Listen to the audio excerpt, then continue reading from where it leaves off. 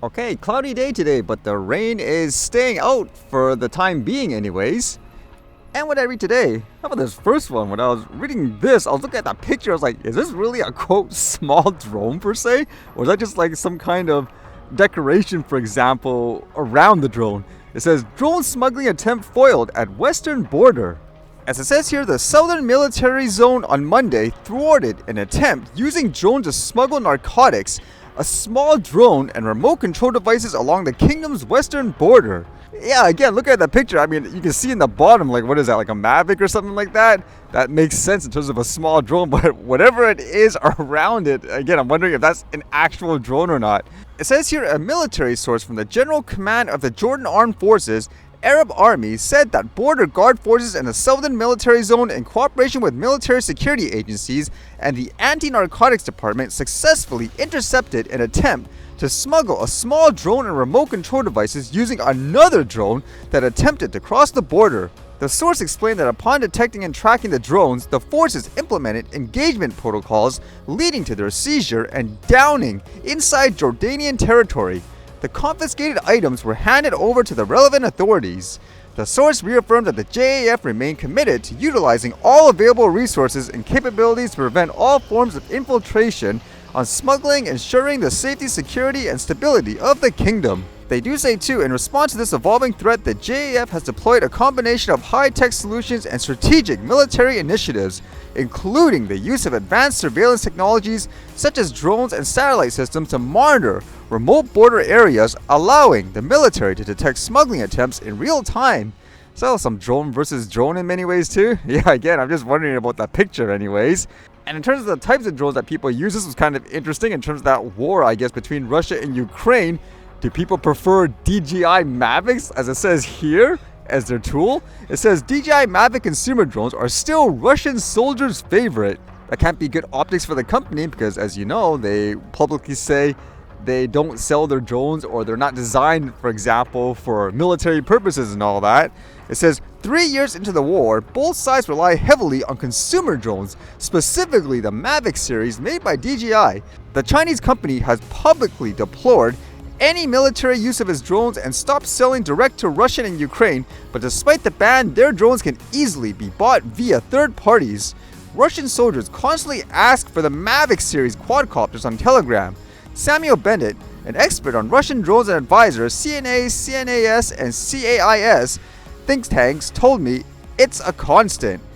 Bennett points to a Russian source noting they have acquired 100,000 DJI drones in the last 8 months, in addition to FPVs assembled in Russia from Chinese parts. Some reports claim Russian Mavics dropping bombs, causing more casualties than their FPVs.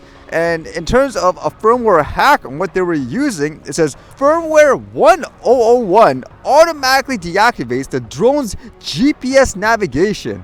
This allows it to fly in geofenced no-fly zones, which would prevent drones operating in areas of Ukraine defined by DJI.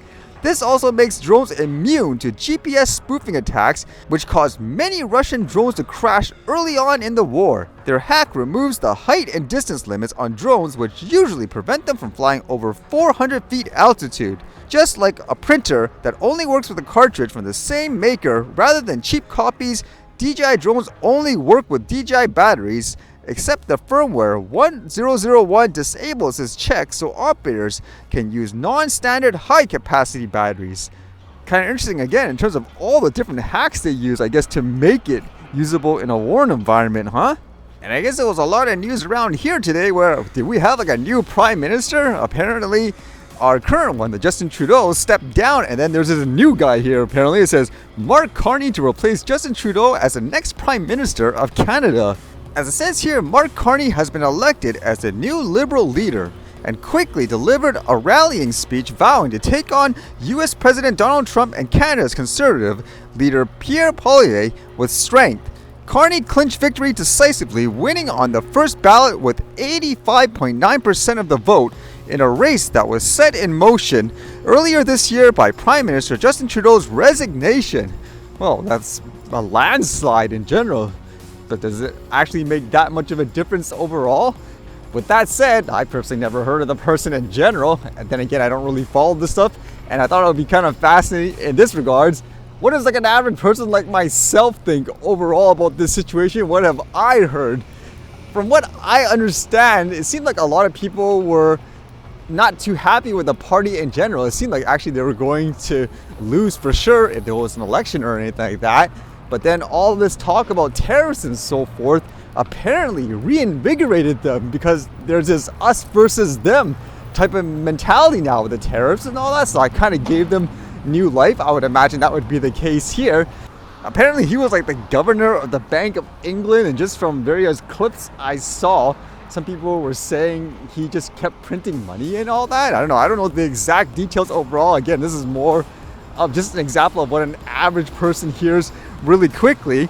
And then the other thing that popped up was apparently this person has a lot of contribution work, I guess, or opinions, whatever you want to say, with things like that WEF organization, which hasn't exactly got a good reputation here over the past couple of years during the shutdowns and so forth. So in that regards, it'll make me think, okay, is this guy just under the same umbrella like everyone else? Is just like a different face? It's more about optics? That's what I would wonder. But yeah, that's what an average person like me actually knows about this guy in general, just based on quick searches and all that. So who knows overall?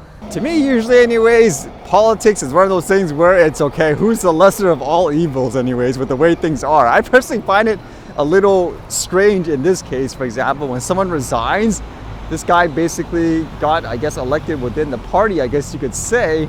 Isn't it fair to say that's not really who people kind of chose, if that makes sense? Because it seems like a loophole of sort where once you get elected of sort, you can actually just put in anyone you want. Like just say, okay, this guy resigns and then we'll insert this guy. That's what I think anyways. I would think you'd have to do another vote, for example. They should have just called an election or something. That's what I would think anyways.